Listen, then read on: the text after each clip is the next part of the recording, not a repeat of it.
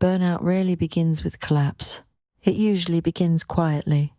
You still go through the day. You still work. You still respond. You still function. But something inside you starts asking you to slow down.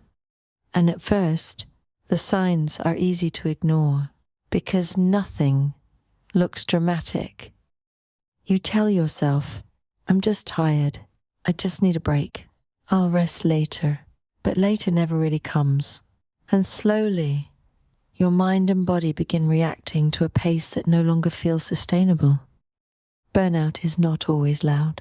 Sometimes it arrives as quiet disconnection, quiet exhaustion, quiet tension you carry every day without fully noticing anymore. And the problem is, many people only stop when their system forces them to. So tonight, let's talk about the quiet signs that you may need to pause before your body asks louder. First one, you feel tired even after resting. This is often one of the first signs. You sleep, you take time off, you try to rest, but the exhaustion stays, not because your body only needs sleep, but because your nervous system has been under pressure for too long, and eventually rest stops feeling restorative. You wake up already tired, not physically exhausted in one dramatic moment, just heavy, like your energy never fully returns. And many people ignore this stage because they are still functioning, but functioning is not the same as recovering. And then something else begins happening, not only in your mind, in your body too. Second, your body starts holding the stress. Burnout is not only emotional, your body carries it too. In your shoulders, your neck, your jaw, your back, a constant ache that never fully disappears. Tension that feels normal now because it's been there for so long. And even when you rest, your body often stays tense because your nervous system never fully leaves stress mode. So the muscles stay contracted, the body stays alert, and over time, if you stop asking, why am I in pain? Because you become used to carrying it, but your body is communicating something quietly, repeatedly. It is asking for space, for recovery, for a different pace of living. Third, things stop feeling exciting. This one feels confusing. Things you used to enjoy feel emotionally flat. Not terrible, just distant. You still do them, but the feeling isn't fully there anymore. And this happens because emotional overload reduces emotional sensitivity over time. Your system becomes quieter, not because you stop caring completely, but because you've been emotionally overstimulated for too long. And eventually, your nervous system begins conserving energy, even emotional energy.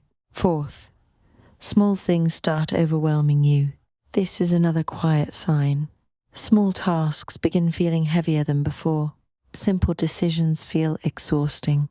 Minor inconveniences affect you more deeply, and you may start wondering, why can't I handle things like I used to? But burnout reduces capacity, not intelligence, not worth, capacity. Your system becomes overloaded more easily because it has been carrying stress continuously without enough recovery in between, and eventually you stop checking in with yourself completely. Fifth, you move through life automatically. This stage is subtle. You continue doing everything, but mostly on autopilot.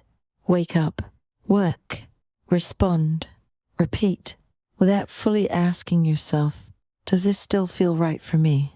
Is this pace sustainable? Am I actually okay? Because survival mode focuses on continuation, not reflection, and slowly you become disconnected from your own inner signals until one day your body or mind interrupts you forcefully. Sixth, rest starts feeling uncomfortable. This surprises many people. When burnout deepens, slowing down can actually feel difficult. You sit down to rest, and your mind becomes restless, guilty, anxious, like you should be doing something. Because your nervous system has adapted to constant activation, stillness begins feeling unfamiliar, and this is often a sign that your system has forgotten how to feel safe while resting. Seventh, burnout is sometimes a signal. This part matters deeply. Burnout is painful, but sometimes it is also communication. Your body reaching you the only way it could, asking questions you avoided for too long. Does this life still work for me? Is this pace sustainable? Am I choosing this or simply continuing? And the answer is not always quit everything. Sometimes the work is still right for you, but the pressure isn't, the lifestyle isn't, the pace isn't. And sometimes you realize something deeper needs to change. Quietly, gradually, with intention. The dangerous thing about burnout is that it often feels normal while it's happening, because it builds slowly, quietly, until exhaustion becomes your baseline. So listen early, before your body needs to ask louder, before your mind disconnects further, before rest becomes impossible. You do not need to earn the right to pause, and slowing down is not failure. Sometimes it is the beginning of returning to yourself. This has been Evening Reset, quiet wisdom for tired people. If you'd like more evenings like this, you're welcome to come back. Good night.